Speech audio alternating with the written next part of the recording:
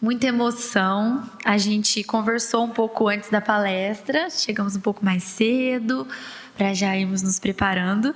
E nosso papo, né, nossa conversa rendeu também muita emoção. Falamos de muitas coisas do meu avô, desse nosso trabalho no Espiritismo, que é uma oportunidade muito grande. Que eu falo que quando a gente vai expor algum tema, a gente é quem mais aprende, né? Porque a gente estuda, a gente pega, procura, vê diversas fontes, então começa na gente e aí depois a gente expõe um pouquinho daquilo que a gente consegue encontrar. E é muito gostoso falar da doutrina, né? Eu falo com muito entusiasmo da doutrina porque é uma coisa que faz muito sentido no meu coração e eu espero muito que vocês também sintam isso ao término dessa palestra. Assim como a Gleides falou, eu já tive a oportunidade de acompanhar algumas palestras do meu pai, do meu tio, online. Da última vez eu vim presencialmente e foi quando eu conheci a Gleides e recebi esse convite tão especial. E o meu avô, Lincoln, foi quem sempre me incentivou, principalmente, né, todos, mas ele sempre me incentivou dentro do espiritismo. Quando eu era pequenininha, fazia teatros, né, ali dentro da evangelização infantil, ele já falava, um dia você vai estar aqui palestrando. Eu falava, não, não vou não. E aí, quando ele desencarnou, ele deixou uma palestra agendada para ele, né? Meu pai substituiu e eu precisei substituir o meu pai. Então, até quando ele desencarnou, ele deu um jeitinho de mexer os pauzinhos para gente, para eu começar a palestrar, né? Então, sou muito grata por tudo isso. E o nosso tema de hoje, eu escolhi falar sobre a edificação do reino dos céus. Então, o tema de hoje é edificando o reino dos céus. E eu vou começar essa explanação falando sobre Jesus. Porque Jesus é quem trouxe para nós esse esclarecimento, né, desse outro reino. Do reino dele, ele mesmo disse que não era desse mundo. Então, hoje a gente vai falar um pouco sobre isso. E a gente ouve falar demais, né, no Novo Testamento, que é esses textos bíblicos que foram escritos depois do nascimento de Jesus, e a gente costuma ouvir muito falar sobre a vinda de Jesus aqui na Terra e sobre o tempo que ele esteve aqui com a gente. Mas, na verdade, a gente sabe que a história de Jesus com a gente começou muito antes, né, da vinda dele, porque ele é o nosso governador planetário. Então, ele arquitetou, ele planejou, não sei se todos aqui já sabiam disso, mas ele planejou esse nosso planeta.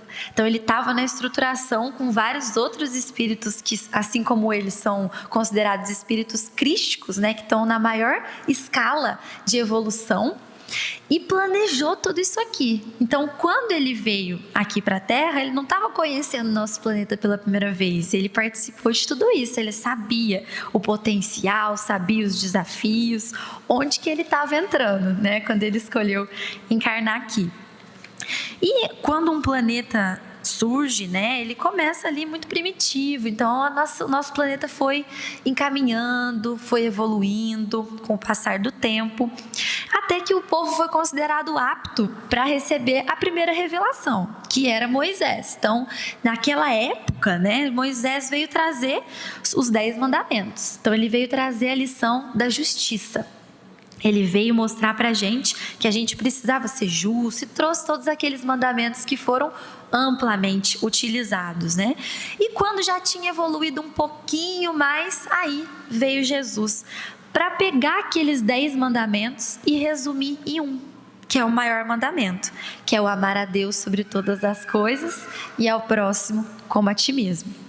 Então, quando ele chegou falando disso, né, a princípio foi muito diferente. As pessoas estavam acostumadas a ver 613 mandamentos na Torá, né? Então, veio falar de um mandamento, veio falar de plantação, de pescar, né, ser pescador de homens. As pessoas falaram, nossa, esse moço tem umas ideias aí meio diferentes, né? Que interessante. E aí ele veio trazendo isso junto com toda aquela simplicidade dele, com aquelas vestes simples.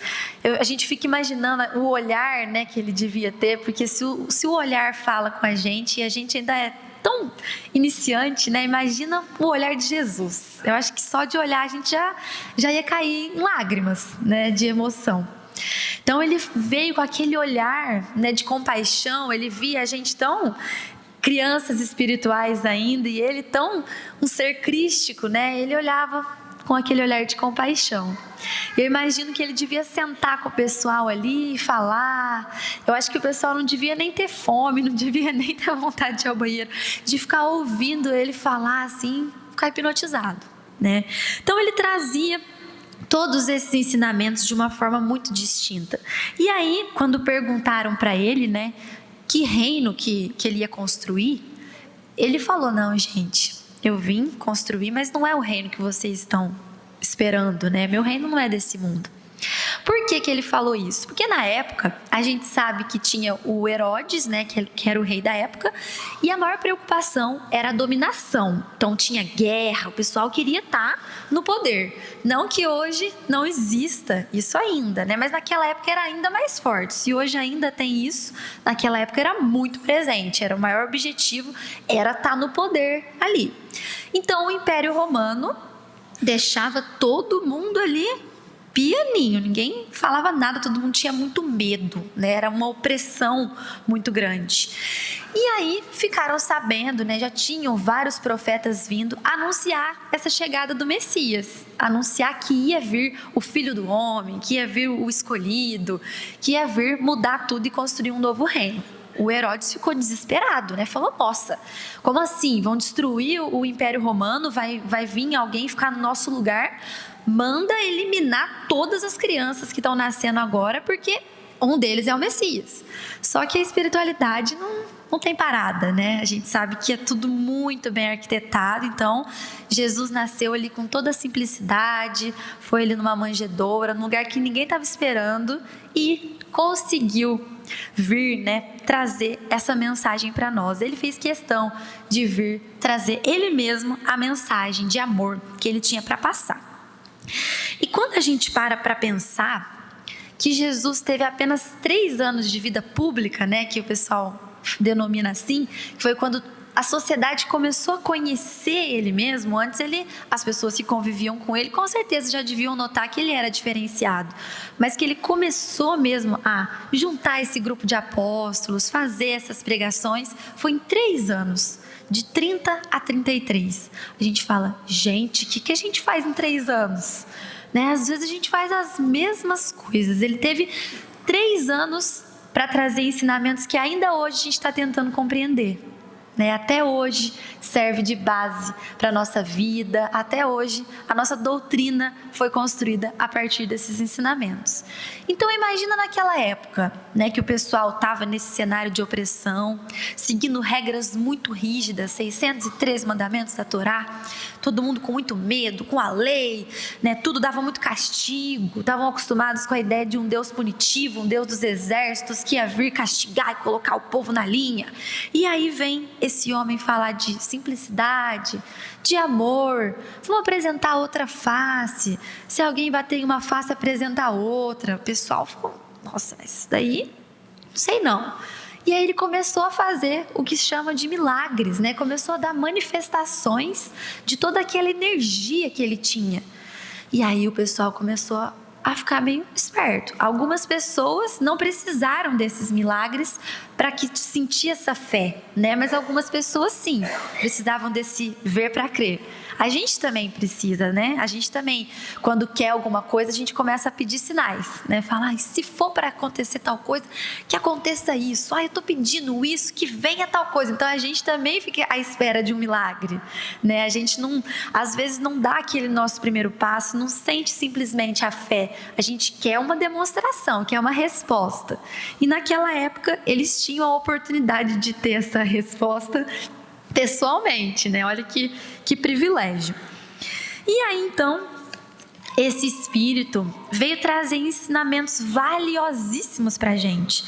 E ele sabia que a gente não ia ter condição de entender tudo, né, naquela época, porque hoje a gente ainda não consegue compreender tudo, a gente ainda está tentando. Mas ele veio plantar a semente, né? Que é o que até hoje todos nós somos, né? Nós somos plantadores de semente. Então, às vezes a gente acha que só Jesus, somente esses espíritos muito evoluídos, como um Allan Kardec, um Chico Xavier, Divaldo, vieram para plantar sementes, mas a gente esquece das nossas pequenas sementinhas. Elas podem não ter a categoria da semente deles, mas são sementes. Então, a gente tem essa oportunidade de semear por onde a gente vai. E ele veio contar histórias pra gente, ele veio falar através de parábolas e sobre esses conceitos muito diferenciados. E aí, quando perguntaram para ele então sobre o reino, ele falou isso, falou: não, calma, eu não vim pegar esse império romano e colocar abaixo, né, trazer exércitos e destruir tudo. Eu não vim fazer isso. Meu reino não é desse mundo. Esse reino que eu vou construir não é aqui. Não é desse mundo. E as pessoas ficavam intrigadas, né? Mas não é desse mundo. Mas de que mundo que é então? Naquela época ainda era muito limitado o conhecimento de astronomia, né? Então as pessoas não sabiam muito sobre planetas, falavam desse mundo, mas então de onde? É de Marte? Já tinha algum conhecimento, né? De Vênus? De onde que é esse mundo? Não estou entendendo, né? E aí ele começou a explicar. Ele falou que era, na verdade, o reino dos céus. E as pessoas já tinham a visão de inferno, já tinham a visão do céu. Eles pensavam mais no inferno, né? Porque tinham muito medo. Então, quando a gente não consegue ainda pensar racionalmente e escolher fazer o bem com o nosso livre-arbítrio, a gente faz pelo medo. Aí, se eu fizer isso, eu vou ser punido. Então, melhor fazer direitinho. Então, tinha muito essa ideia do inferno, né, sendo colocada para o pessoal ter bastante medo. E aí, quando falava desse reino dos céus, ele falou: olha, eu vou construir com vocês o reino dos céus. Aí o pessoal já ficou: nossa, eu quero, né, fazer parte desse reino dos céus. Como é que a gente faz para estar lá, né, para comprar o ingresso? O que eu tenho que fazer para estar lá? Tem que vender alguma coisa? Tem que dar um carneiro? O que eu faço para conseguir essa entrada, né? E aí tinha essa visão, né, do reino dos céus como um lugar com as harpas, né, com as pessoas em tranquilidade eterna, com esse descanso, onde a gente ia colher os louros. Mas aí nas mensagens que ele trazia, ele mostrava que não era bem assim, né? Ele falava que veio trazer a espada, aí as pessoas já ficavam meio confusas, falavam: peraí, a gente vai construir o reino dos céus, mas a tarefa parece que não é tão fácil, então antes de apresentar a oferenda no altar, eu tenho que perdoar alguém, tem que tirar aquelas coisas que estão pesando no meu coração. Essa tarefa aí tá meio difícil, mas queria saber mais, né? Igual ainda hoje a gente quer saber mais, quer saber como a gente faz para conseguir isso. E para falar sobre esse reino dos céus, então, a gente vai falar sobre o que é, primeiro, edificar. O que é edificar? A gente edificar alguma coisa é a gente levantar uma construção a partir do solo, segundo um plano estabelecido e por meio da superposição e combinação de materiais apropriados. Então é a gente construir. Vamos pensar aqui em construir um edifício. A gente vai precisar selecionar o terreno, né? Então conhecer primeiro o tipo de edifício que a gente vai construir. Se a gente for construir uma casinha, é um tipo de trabalho. Se a gente for construir um prédio enorme, é outro trabalho. Então, o primeiro tópico é o quê? Conhecer o tipo de edifício que a gente quer construir.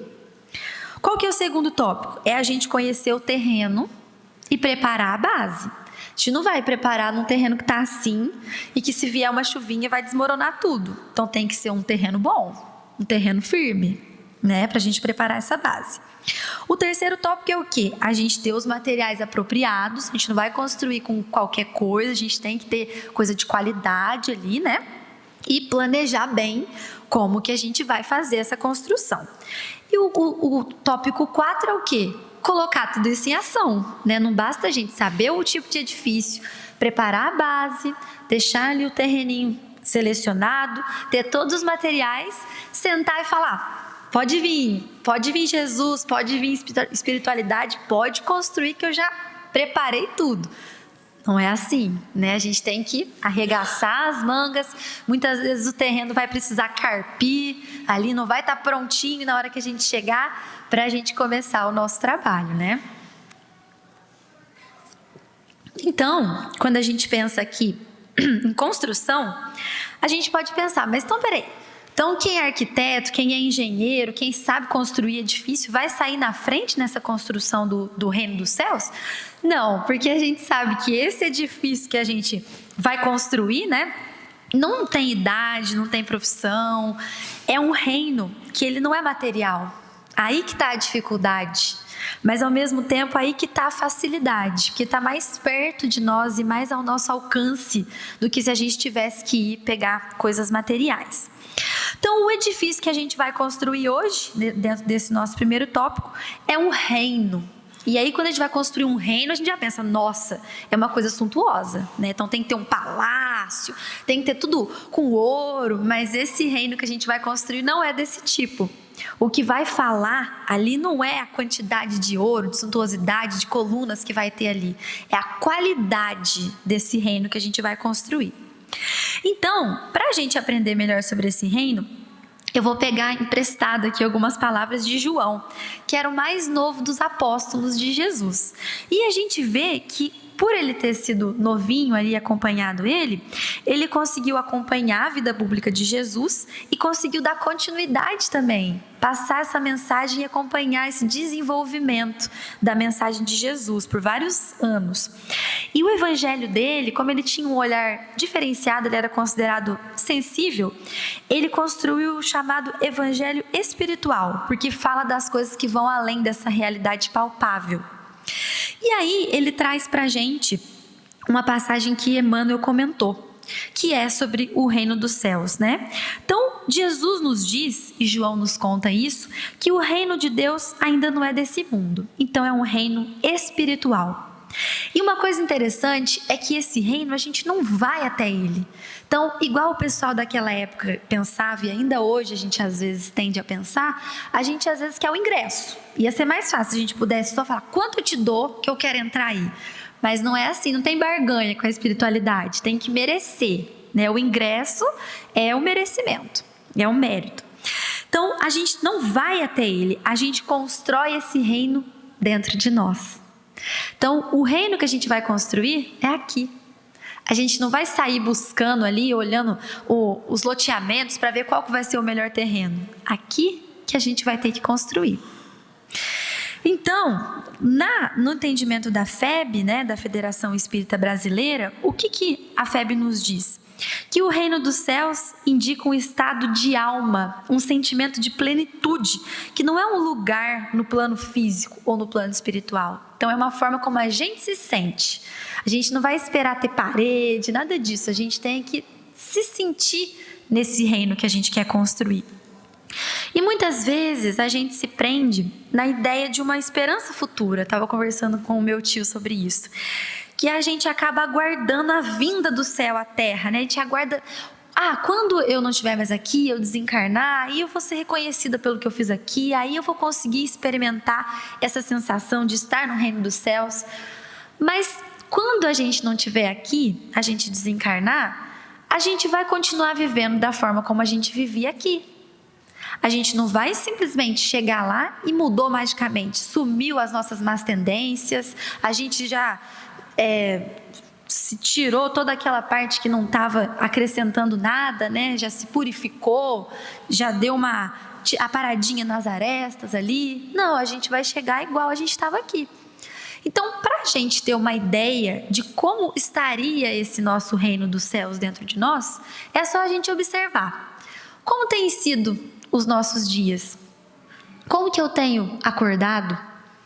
Como que eu tenho vivenciado? Quais pessoas que eu tenho encontrado no meu dia a dia? Como que tem sido essa experiência? Tem sido uma experiência agradável? Como que eu me sinto ao longo desse tempo? Aí a gente já vai conseguir imaginar como seria o nosso estado de espírito quando a gente desencarnar. É o mesmo que a gente conserva aqui. Então a gente já vai começar a ter algumas ideias aí. Opa, tá legal, vou seguir isso. Não, essa parte aqui, se for me acompanhar depois que eu não estiver mais aqui, isso aí não combina com o reino dos céus. Então, vamos começar a transformar isso.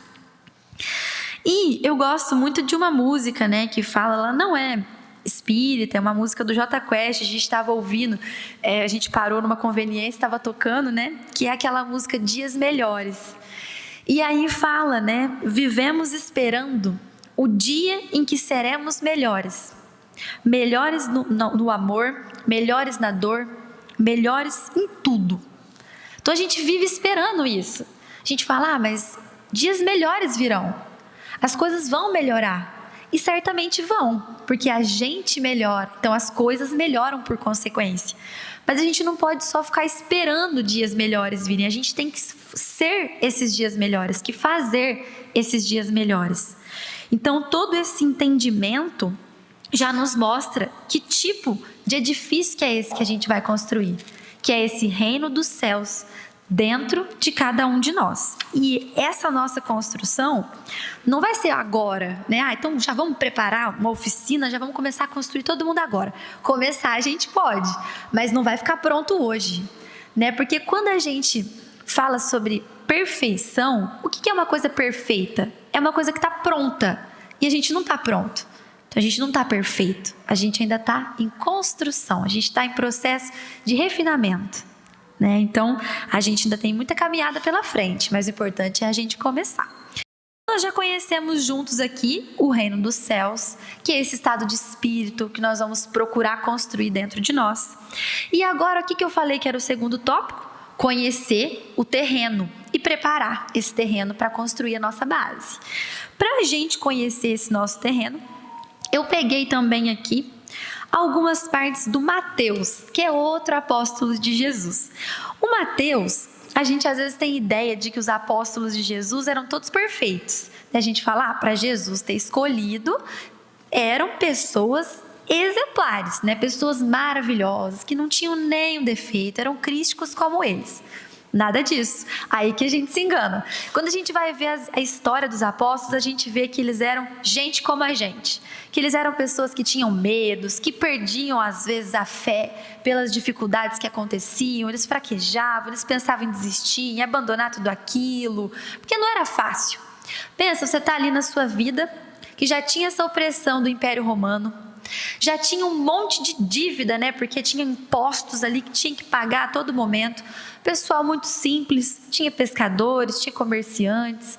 E aí vem um homem e fala pra gente abandonar tudo, seguir ele, sair em viagem para falar sobre uma coisa que a gente não entendia direito, porque estavam falando ali sobre reino dos céus, falando sobre plantar, sobre ser pescador de homem. Eu falei, mas eu não sei pescar homem, eu só sei pescar peixe. Como que é isso? Na verdade, a gente entende que é a gente conseguir passar justamente essa mensagem e trazer esses homens para o nosso lado também, né? Ir passando os ideais do bem e eles virem nos acompanhar também. Mas naquela época não era fácil. Se alguém chegasse na nossa porta hoje e falava, me segue, abandona tudo, me segue, que eu vou te levar para o reino dos céus, que eu vou te fazer chegar à salvação.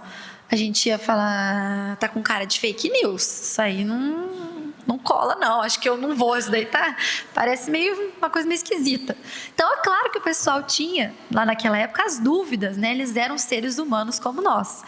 E aí quando a gente fala sobre Mateus, a gente vê que ele era considerado muito pecador, porque ele era um publicano, ele era um judeu, mas que foi contratado pelo Império Romano para cobrar impostos do próprio povo. O pessoal olhava e falava, como que ele tem coragem de ser um judeu como nós e cobrar da gente, cobrar muito mais do que a gente deveria pagar? Quem que faz isso? Então, era uma coisa vista com muito maus olhos, né? Mas Jesus viu ele e chamou ele, escolheu ele. Então, vocês acham que ele também não nos escolhe todos os dias? A gente também tem os nossos desafios, os nossos erros, tudo aquilo que a gente ainda precisa melhorar. Mas com certeza ele nos enxerga, ele não esquece de nós. Então o evangelho do Mateus é chamado o evangelho dos pequenos, porque a partir do momento que ele abandonou aquela vida que ele tinha e escolheu seguir Jesus, ele percebeu, olha, eu sou pequeno, mas mesmo sendo pequeno, eu consigo ajudar. Então o evangelho dele traz essa mensagem de, nós somos pequenos, mas quem falou que o pequeno não pode dar uma gotinha a mais, uma contribuição a mais em toda essa história, né? Então ele nos mostra que todos nós temos valor e a gente pode contribuir com essa construção do reino de Deus. E aí então, como que a gente vai saber se o nosso terreno é bom? A gente vai aqui aprender com Mateus, que foi anotando tudo, ele adorava anotar, o que mais anotou, se for olhar o evangelho dele é dessa grossura, lá no Evangelho por Emmanuel, porque ele gostava de anotar tudo, tomar nota ali. Então, a gente vai pegar a parábola do semeador, para a gente descobrir o terreninho. Então, eis que o semeador saiu para semear. E ao semear, uma parte das sementes caiu à beira do caminho. E aí, como caiu ali na beira da estrada, vieram as aves e comeram tudo aquelas sementes. Outra parte dessas sementes caiu em lugares pedregosos, onde não tinha muita terra, né? Então, logo brotou, porque a terra não era muito profunda, mas não tinha raízes. Então veio o sol, secou tudo aquilo e as plantas morreram. As outras sementes caíram entre espinhos. E aí os espinhos ali sufocaram essas plantas que morreram também. E a outra parte das sementes, aí sim, caiu em terra boa, em terra fértil e produziu muitos frutos. Umas 100, outras 60 e outras 30. E aí Jesus diz, quem tem ouvidos, ouça. Então, quando ele conta essas mensagens, ele sempre deixa um recadinho de atenção. Porque essa não é só uma história qualquer, uma história para a gente ouvir e falar, muito interessante. É uma história que ele está falando, ouve porque é para você. Então, essa história do semeador, ela já nos mostra os tipos de terreno. Então, a gente está querendo construir um reino. Mas como está o nosso terreno? Está ali tão superficial que a gente não deixa entrar nada, vem os desafios e come aquelas sementes do bem? Ou será que já está um pouquinho melhor, mas ainda tem tanta pedra que a gente nem cria raízes nessa seara do bem? Ou será que a gente está se vendo num cenário de tanto desafio que a gente está se sentindo sufocado, não está conseguindo colocar o que a gente queria em prática? Ou será que a gente já está ali no solo adubado, já está naquele solo fértil, preparadinho para receber essas mensagens do reino dos céus? Aí é os sonhos, né? É o que a gente quer. Então, a gente pode estar em qualquer que seja desses terrenos. Todos têm jeito, nenhum é sem conserto, todos têm volta. A gente só precisa identificar o nosso terreno atual e fazer a correção do solo, né? Saber quais nutrientes que ele precisa, saber o quanto a gente vai ter que rastelar. Então, a gente vai ter que cuidar um pouco mais. Quem já tiver com o terreno fértil, essa parte está garantida para construir a base. Quem ainda não chegou lá, tem essa parte ainda, né, de trabalhar em si mesmo. Tem uma historinha que eu gosto também, que é uma história da crônica da xícara cheia. Conta aqui que tinha se eu falar para vocês, né, que a gente tá eu tô com uma xícara de café aqui. E aí eu tô andando ali com a minha xícara de café, vem alguém e esbarra na minha mão, eu derrubo todo o café. Eu posso perguntar para vocês, por que eu derrubei café? E aí vocês vão falar, ué, porque esbarraram em você, né? Aí eu vou falar, não, eu derrubei café porque na minha xícara tinha café. Se tivesse chá, eu teria derrubado o chá. Então, por que eu estou contando essa historinha simples? Porque dentro de nós a gente tem várias coisas. E quando a vida chacoalha a gente, alguém dá um esbarrão, a gente só transborda aquilo que a gente tem dentro. Então não adianta a gente falar, eu falei isso porque fulano, mas você falou isso porque você tinha aquela bagagem dentro de você. Senão como é que magicamente você ia soltar tudo aquilo que não existia? O outro não colocou nada ali. Então o que a gente está carregando nessa nossa xícara? É uma coisa para a gente refletir quando a vida nos chacoalhar, né? Então agora a gente já pensou um pouquinho nesse nosso interior, já pensou um pouco sobre esse nosso terreno. E agora a gente tem que fazer o quê? Construir a base, né? Para construir esse nosso reino dos céus. E como que a gente constrói essa base? Mateus trouxe mais também sobre isso para a gente, quando ele falou sobre uma outra historinha, que ele dizia assim: aquele, pois, ele transcreveu as palavras de Jesus, né? Que ouve essas minhas palavras e as pratica, então não só ouve, pratica, será comparado a um homem prudente que construiu a sua casa sobre a rocha. Veio a chuva, os rios transbordaram, sopraram os ventos sobre a casa e ela não ruiu, porque estava construída sobre a rocha. Mas aquele que só ouve as minhas palavras e não as pratica, se assemelha a um homem insensato que construiu sua casa sobre a areia. Quando a chuva caiu, os rios transbordaram, sopraram os ventos, ela foi derrubada e grande foi a sua ruína. Então essa historinha de Mateus nos mostra o quê? Se a gente está querendo construir um reino não é coisa à toa, precisa de uma base muito forte. E para essa base ser forte, ela tem que ser construída sobre a rocha. Então ela vai ter um terreno fértil e a gente vai precisar dessa base forte para quando vierem os desafios, a gente não fraquejar, não amolecer. Então, como a gente constrói, né? Qual que é o melhor material? A gente vai colocar o quê? É pedra, é cimento? Não. O melhor material, vocês já anotam aí, é a fé. Só que não tem esse produto no mercado. Se vocês saírem para procurar, não vai estar nas prateleiras. É uma coisa que vocês vão ter que desenvolver dentro de vocês. Aí que está o desafio. Porque a gente já sabe que precisa desse terreno e dessa base forte. Mas como que a gente vai conseguir construir isso?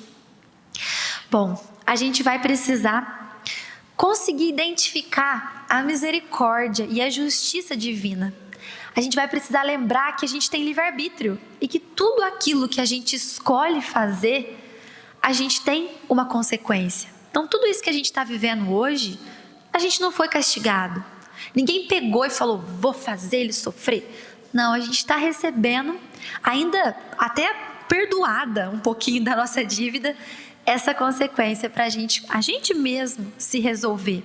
Então, quando a gente contrai ali uma dívida, né, a gente faz alguma coisa que não foi muito legal, a espiritualidade dá até um desconto. Fala, olha, não vou cobrar tudo não, que se eu fosse cobrar tudo, você ia ter que reencarnar umas 50 vezes a mais. Então, vamos fazer assim. Você vem nessa próxima vida e aí a gente vê como é que vai ser seu comportamento. Tenta não contrair novas dívidas, só acabar com aquelas outras, que senão a coisa vai ficando complicada. Então, quando vem esses desafios, a gente precisa lembrar disso, que a espiritualidade nos ampara, que a gente escolheu estar aqui, que a gente escolheu as provas que a gente ia passar. Então, tudo isso que vem para nós é para nos testar, é para ver se essa nossa fé é realmente forte. A gente vê vários episódios, né, entre os próprios apóstolos, Simão Pedro, né, que depois foi chamado de Pedro, que já teve momentos em que ele quis desistir, quis abandonar Jesus, né? Desistir de Jesus, porque a tarefa não é fácil. A gente acha que quando a gente começar a seguir Jesus, as coisas vão começar a se abrir magicamente, né? Vai começar a dar tudo certo, ninguém mais vai vir nos importunar, vai ser tudo uma maravilha, a gente vai andar assim, se sentindo zen. Aí a gente começa a seguir Jesus, parece que as coisas pioram, a gente fala, gente, o que é isso? Será que eu estou no caminho errado? Só que aí, o que a gente vê? A gente pede paciência, vem espiritualidade e fala, pois não, saindo um teste para a paciência. E aí vem alguém e começa a testar a nossa paciência. E aí a gente fala, não é que eu melhorei? Já não dei aquela resposta que eu queria ter dado outra hora. Já pensei, já respirei fundo. Então, a gente pede alguma coisa para a espiritualidade, a gente está acostumado com entrega full do Mercado Livre e acha que vai chegar no dia seguinte e vai vir embaladinho, pronto. Mas não é assim, né? Vem uma ferramenta aqui, vem uma ferramenta ali, a gente consegue encontrar uma coisinha pronta aqui para encaixar naquele nosso projeto, né? E a gente às vezes esquece de tudo isso, né? Então, quando a gente pedir alguma coisa e aquilo não vier imediatamente, a gente precisa lembrar que o tempo de Deus não é o mesmo tempo que o nosso. Às vezes aquilo não veio ainda para nós porque não era o momento certo. Às vezes aquilo que a gente pede tanto nem é para ser nosso, nem vai nos fazer bem, não vai contribuir com a nossa evolução. Então, quando vier, pode ser que a gente olhe e fale, mas agora eu acho que não era isso que eu queria. Muito obrigada. E a gente vai até deixar. Agora, às vezes até vem, e aí a gente percebe que aquilo só serviu para a gente evoluir mesmo, porque para trazer tranquilidade, acabou que não foi. Então, a gente não sabe ainda do que a gente precisa, a gente acha que precisa de uma coisa, mas a espiritualidade e a nossa própria consciência estão sempre nos soprando ali, indícios do que a gente precisa. Só que às vezes a gente está numa correria tão grande que a gente não para fazer esse autoconhecimento, para olhar dentro da gente, analisar esse terreno, ver se o solo não está ficando meio ressecado, né? Se está em período de seca, se tem que dar uma aguadinha, colocar alguns nutrientes. Aí a gente faz o quê? A gente vê o vizinho colocando um certo produto, a gente fala, vou fazer que nem ele. E aí a gente nem pensa se a gente quer aquilo. A gente começa a copiar, fala, fulano comprou aquilo, também quero comprar. Fulano está trabalhando com aquilo, também vou trabalhar. E aí a gente começa a ser um copiador do outro. Né? E aí, quando as coisas não dão certo pra gente, porque a gente não tá com a nossa base forte, a gente estava copiando a base do outro, aí a gente reclama, fala, nossa, mas por que as coisas não dão certo pra mim? Porque a nossa base ainda não foi fortalecida naquela fé verdadeira, naquela crença de que o melhor está acontecendo com a gente, de que essa encarnação que a gente está é a melhor que a gente viveu até agora, porque a gente nunca foi tão evoluído quanto a gente é hoje. Então, se as coisas não estão dando certo, é melhor a gente nem pensar em como foi as nossas outras encarnações, porque senão a gente senta e chora, né? Porque a gente hoje está vivendo a melhor encarnação, então as outras, então é melhor a gente nem pensar. E aí a gente tem que parar e identificar as coisas que já estão acontecendo nessa encarnação, que são muito boas. Na verdade, até as que são desagradáveis, elas são boas também. É tudo oportunidade. Então, quando a gente começa a identificar esses pontos, a nossa fé vai se fortalecendo. Acontece uma coisa boa, a gente agradece. Acontece uma coisa ruim, a gente agradece. Porque a gente vê que aquilo era para ensinar alguma coisa para a gente. Se tudo fosse só flores, se as coisas fossem muito boas, vocês acham mesmo que a gente ia arregaçar as mangas e querer encontrar a nossa melhor versão? A gente não ia. A gente ia acomodar e falar, que bom, tá tudo funcionando bem, então agora eu posso deitar aqui e relaxar e curtir. E não que a gente não possa descansar. O descanso é sagrado. Mas a gente precisa descansar quando a gente trabalha. Só descansar, a gente vai descansar do quê? A gente nem cansou, né? Então a gente precisa primeiro trabalhar, cansar, aí depois a gente descansa. Aí depois a gente relaxa, coloca as ideias no lugar, faz um balanço, se a gente está indo para o caminho que a gente gostaria, se a gente está fazendo o máximo que a gente poderia. E se a gente está lembrando que tem pessoas do nosso lado, que às vezes a gente já está sentindo que está em tanta crise, que tem tanta coisa acontecendo com a gente, que a nossa tendência é fechar e esquecer de estender a mão, esquecer de olhar o outro. Mas é com os outros que a gente aprende muito. A gente vê que dentro da nossa família foi tudo muito arquitetado, né? Tudo combinado antes da gente vir para cá. Então, quando a gente vem dentro da nossa casa, mesmo tendo os desafios, as desavenças, tem também muitos pontos em que a gente pode se ajudar. Inclusive, essas desavenças são pontos para nos fazerem ajudar, né? Se ajudar. Então, a gente tem muito aprendizado em todos os lugares que a gente vai. A gente tem dentro de casa, tem com os nossos círculos próximos. É sempre muita coisa boa para a gente.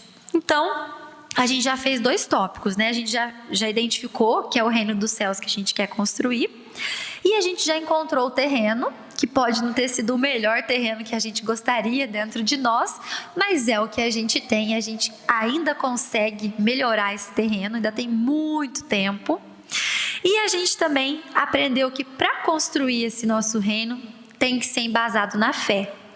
Tem que ter essa fé, essa crença de que a gente não está sozinho e de que as coisas acontecem da melhor forma que deveriam acontecer, mesmo não sendo aquelas que a gente imaginava. E agora a gente vai falar um pouco então sobre os materiais que a gente vai usar para construir esse reino. Tudo bem, Camila, eu entendi que o reino é um reino espiritual, entendi que está nas minhas mãos, eu sou a construtora desse reino dentro de mim, que eu vou precisar ter fé, vou precisar melhorar o meu terreno, mas o que eu vou usar a meu favor? Só as minhas mãos? A gente vê que não. Né? A gente está numa realidade material, então com certeza a gente vai precisar fazer a manutenção do nosso corpo material. Então engana-se quem fala que a gente precisa viver só de vida espiritual. A gente nessa vida encarnada, a gente é um ser espiritual, mas que está dentro de um aparelho material. Então a gente precisa sim cuidar desse aparelho. Né? Então a gente precisa dormir muito bem, seja as horas de sono que vocês precisarem, mas dormir bem.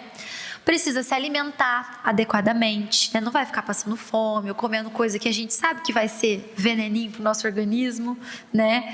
A gente precisa estar rodeado de pessoas queridas, que a gente sabe que isso faz muito bem para a gente também. se movimentar, né? Ter essa dinamicidade, porque nós somos feitos para movimentar. Então, quando a gente vai ficando muito parado, a gente vai começando a ficar até meio abatido, né? Então a gente tem que fazer alguma coisa, mesmo que a gente já não esteja mais na fase de trabalho remunerado, por exemplo, mas então a gente tem muito trabalho voluntário. Aqui nas casas espíritas sempre procuram trabalhadores para ajudar na evangelização infantil, para ajudar em ateliês. Então sempre tem o que a gente fazer, como a gente ser útil para o próximo.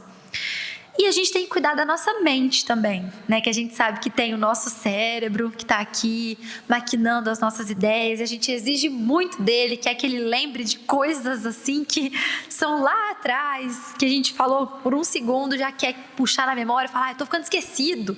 Mas também a gente usa muito a capacidade, né? O celular da gente, se a gente começa a colocar arquivo demais, ele vai ficando lento. Com a nossa mente é a mesma coisa. Já aconteceu com vocês de abrir tantas guias do computador a ponto dele ficar uma carroça?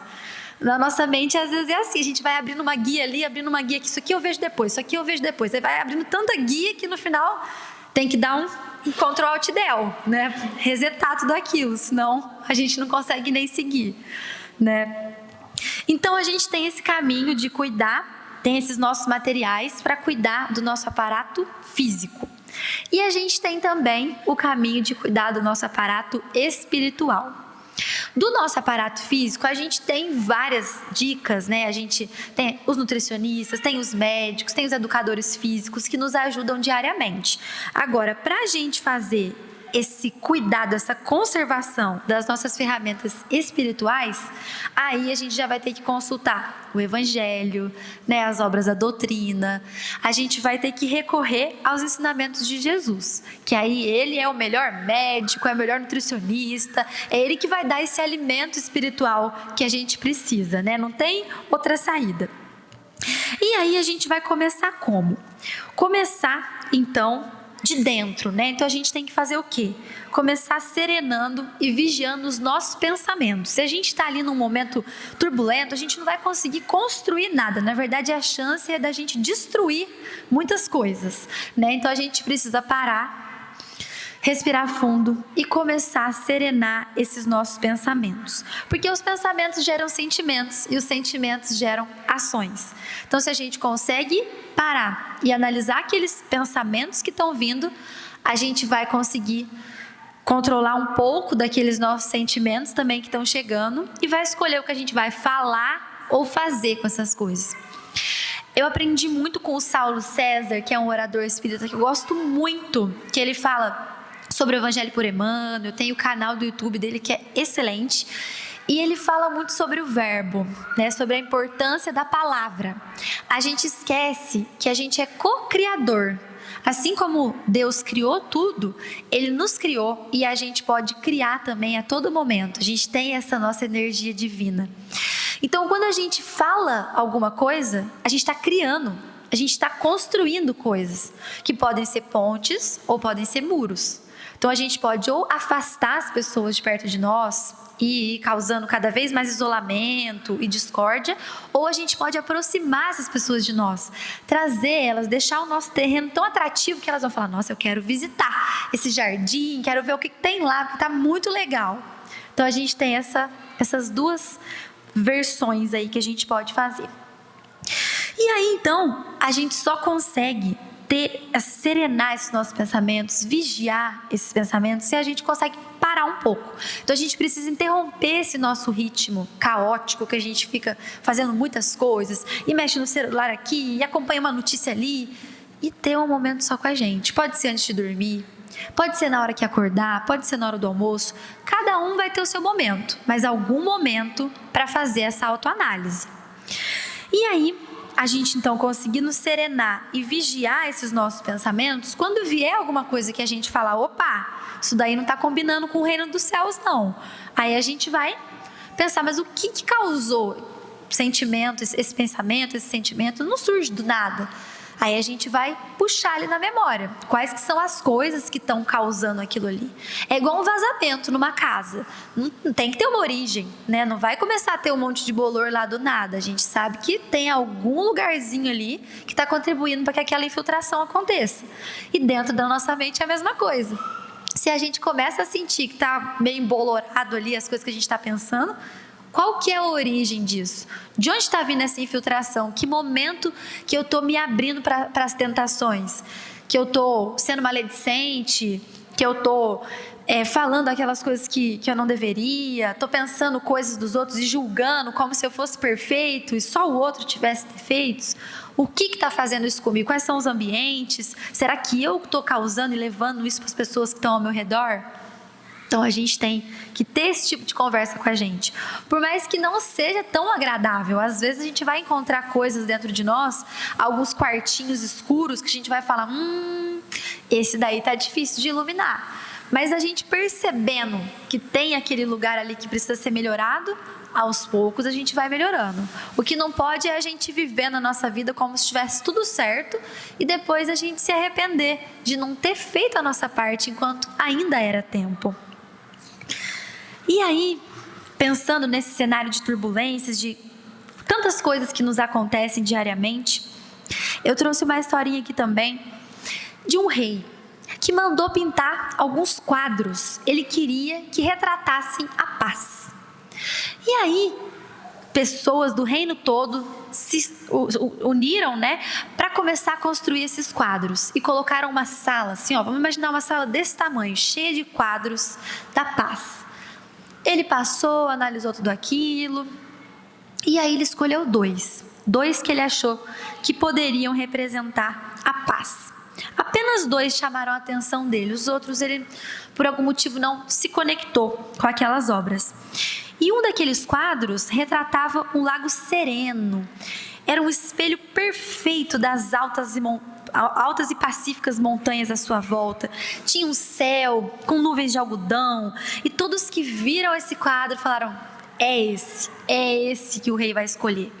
E aí tinha um outro quadro, que também tinha montanhas, só que essas montanhas eram escuras, não tinha muita vegetação, tinha ali um céu nublado, ameaçando cair uma chuva, uma tempestade, tinha até uns relâmpagos começando a se formar, e da encosta da montanha tinha uma cachoeira que estava descendo com tanta espuma que você falava, nossa, não tá pacífico isso aí, tá caindo uma queda d'água que, meu Deus, não dá. E aí quando o rei olhou aquele quadro, ele viu do ladinho da cachoeira um galinho de árvore, e naquele galho tinha um pequeno arbusto, e tinha ali um ninho, no meio daquela turbulência, daquela água feroz, tinha uma mãe passarinho ali, com os ovinhos. E aí ele olhou aquele quadro e falou, é esse que retrata a paz. E aí perguntaram, nossa, por que, rei? O outro é muito mais a cara da paz, esse daí tá maior turbulência, maior tempestade. Aí ele falou, mas a paz é isso. A paz não significa estar num lugar onde não tem barulho, onde está tudo sereno, onde não tem problema, nem trabalho duro. A paz é estar no meio disso tudo e ainda estar calmo no coração. Então, quando a gente quiser paz, a gente tem que lembrar que a gente não vai conseguir colocar todo mundo no mute, deixar todo mundo silenciado. As coisas vão estar ao nosso redor ali, às vezes até meio caóticas, mas a gente tem que ir trabalhando em nossa capacidade de olhar para tudo aquilo e conseguir enxergar beleza, conseguir enxergar que aquilo tudo, aquele cenário é o cenário onde você deveria estar e tem muito para melhorar em você. E você também pode contribuir para que aquele cenário melhore de alguma forma. Você não precisa simplesmente aceitar ele daquele jeito, Eu gosto muito de uma frase que fala, aceite o que não pode mudar, mude o que não pode aceitar. Então aquilo que a gente não consegue mudar, a gente vai precisar aceitar. Mas muita coisa está ao nosso alcance mudar. Então a gente só precisa encontrar formas de fazer isso e ir tentando conquistar essa paz dentro de nós.